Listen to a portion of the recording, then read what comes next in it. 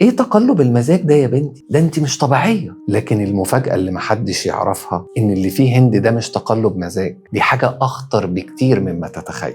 النهاردة هنتكلم عن الهايبومانيك ابيسود، واحدة من اعراض اضطراب ثنائي القطب.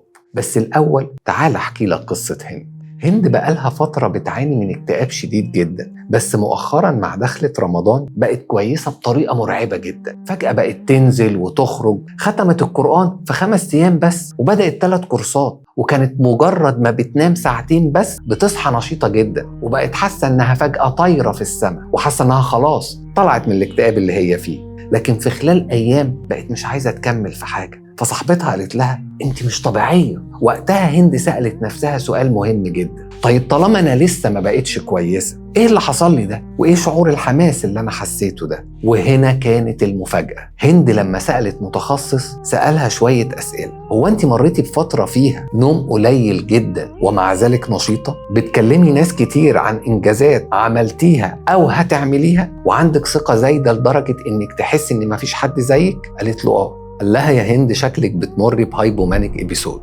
وفي DSM-5 مرجع الطب النفسي دي واحدة من أعراض اضطراب ثنائي القطب. حاجة كده شبه إنك تكون سايق عربية على سرعة 200 ومعكش فرامل، بس أنت مستمتع بالسرعة. ودي أخطر حاجة بيمر بيها اللي عنده هايبومانيا، لأن صاحبها بيحس إنه تمام، بس مش دي الحقيقة. طب وإيه الحل؟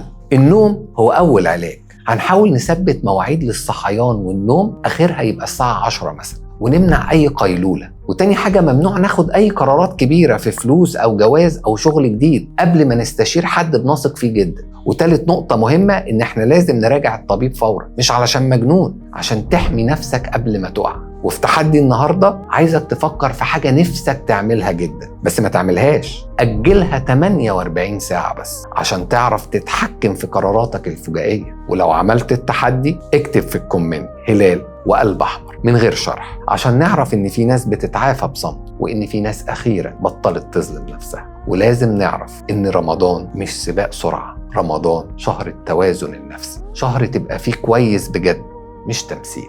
والحلقة الجاية هنتكلم عن كابوس ناس كتير، ال ADHD. أشوفكم بكرة، وكل سنة وانتم طيبين.